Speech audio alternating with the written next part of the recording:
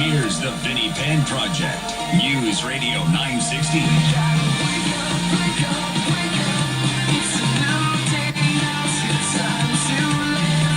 Now, Election Day approaches, and as promised, Joe Visconti. Good morning, Vinnie. I got to tell you the truth. I missed you at the WTNH debate. Yeah, it was a pretty wild thing to watch there. I mean, it was the most energetic debate yet, but I said as much on the air while I was covering it, that I just think Governor Malloy set himself up so many times, and it's not like Foley he wasn't armed with some important facts, if you will, for lack of a better word, but there were so many openings, and I said on the air, and Joe Visconti would have seized that moment and said what we all wanted to say to the governor. Yeah, this is a big problem. We're getting a lot of incoming from our website, Facebook. People somebody hit this guy to say something, and there's such a frustration, but that they want someone to counter. And for me, it isn't about trying to get into a street fight with the governor, but the reality is he just isn't governing as a public servant. Yeah. Well, the one thing that he keeps saying, he wants to keep going into Foley's past. And Foley kind of meekly will suggest, well, let's talk about Connecticut's present and future, although he doesn't even put it that well right there. But, you sit there like, okay, if he wants to talk about his past, talk about the dire straits he left Stanford in. But, if he wants to talk past, go to the past with him. Yeah, there's plenty to do that. The problem is there's only so many minutes on the air, and Malloy's strategy is to engage Foley, which isn't working, into everything that doesn't do with specifics on where we should be going. And this is Tom's challenge, and I've called it out a million times here. He has to put out a plan with details. Just a soundbite that says new direction isn't cutting it. There is a debate you're going to be a part of, right, Joe? Soon? We have two coming up. Next Thursday, TV and the New London Day are hosting a debate, televised. All three of you? 7 p.m., all three of us. Okay. And then on October 23rd, right now, it's just myself and the governor. Tom isn't coming to that one. All right. No, I reported that there was one that Foley wasn't participating in, but I'm assuming if he's participating in this one, this coming Thursday, then he's not participating in that other one due to what? A prior commitment? Yeah. Or what? We don't know what he's doing. I don't think he knows what he's doing. You don't walk away from a debate 2 weeks before. It's not like I'm going to be hitting Tom Foley. It's not like he should fear that. I doubt he does. I just don't know the strategy. Well, I think the one to watch then is the one with the three of you. I just felt as if, and I said as much on the air, that, there were these moments. At one point on WTNH, the governor said, the more people find out about you, the less they like you. And then, boom, it's Foley's turn. And the easiest thing to say was, why? Was that likable, folks? Is this guy likable? Yeah, well, he's got to raise his voice to the governor. He won't raise his voice. No, and that's gentlemanly. Well, that doesn't kind of the citizens of Connecticut are in dire straits, losing their homes, losing jobs continually. And so you have to fight for that. But Tom is disconnected from that pain, and evidently he doesn't understand the urgency that the people are demanding, because if Malloy gets in, they see abysmal future leaving the state, and Tom just doesn't recognize that perception in media and in the populace. I agree with that. And the reason I had brought you up in that particular segment, I felt as if, look, best case scenario for Joe Visconti is he would have shined right there and been like, is that likable? Folks, is that your definition of likable? I doubt the governor's going to do that with me on the stage. People saying, get ready, he's going to hit you, this and that. He will not be pretty. It will be ugly. I only have 15 minutes to speak to the public. Okay. People have brought me there out of the hour, so I don't want to be wasting it going toe-to-toe with this guy. So I don't think that'll happen. If it does, he will never be governor of Connecticut if the governor makes that mistake, which I doubt they will. Now, I noticed the other day somebody sent to me that they tweeted you that they were concerned you were a spoiler, and you tweeted back, #forget about it. Yeah, forget about it. Yeah.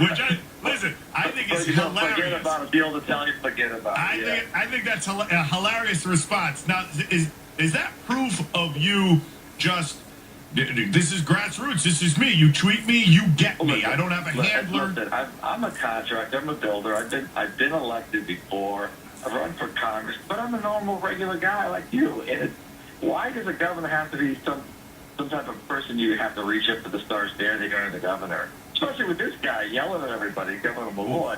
Yeah. So he's destroyed any type of I don't know how to say etiquette that we should have as a governor. But for me, I'm a regular guy. You can come talk to me, have a cup of coffee, a beer.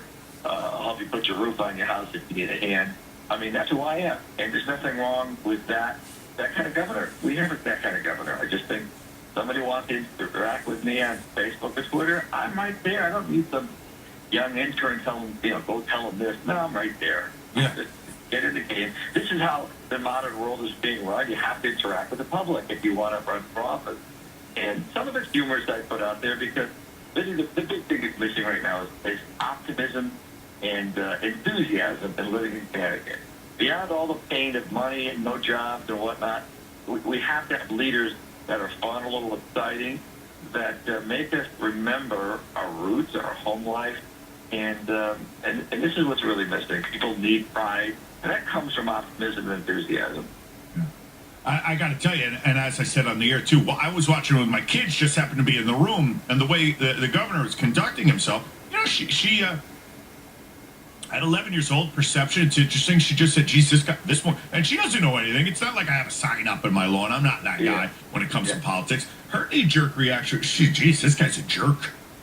Oh, yeah. Well, he showed dislike. The problem is Tom is letting him back in the race, which we knew. Yeah. By the way, Vinnie, if I had been in the 4 previous debates, my numbers would be higher than 9%. Right now I'm taking 10% of women with only 14% name recognition. So they did a disservice to me, the media, that kept me out of those 4 debates.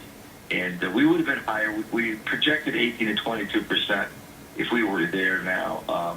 We didn't get that jump because we were blocked out. But, it's part of the plan. We're hoping next week we get a big jump. And the following week, when I debate the governor one-on-one, that we can rise up like a submarine in the 11th hour in the consciousness of people and go, wow, who's this guy? I'll tell you, I think it's a bad move on Foley's part to not be a part of that, the one debate that he's not a part of, but maybe it's good. Are you looking at that, Joe, and to get around with Joe Visconti, who's still in it to win it, and rightly so? Are you looking at that like, hey, Vin, that gives me a one-on-one with the governor? Bad move, Tom. You couldn't pay for this. You just could never get this opportunity. I'm not a third party. I'm a petitioning candidate, but they call it third party. Okay. Yeah, no, that's an important distinction. And so what happens is you couldn't get this opportunity to go one-on-one with the governor.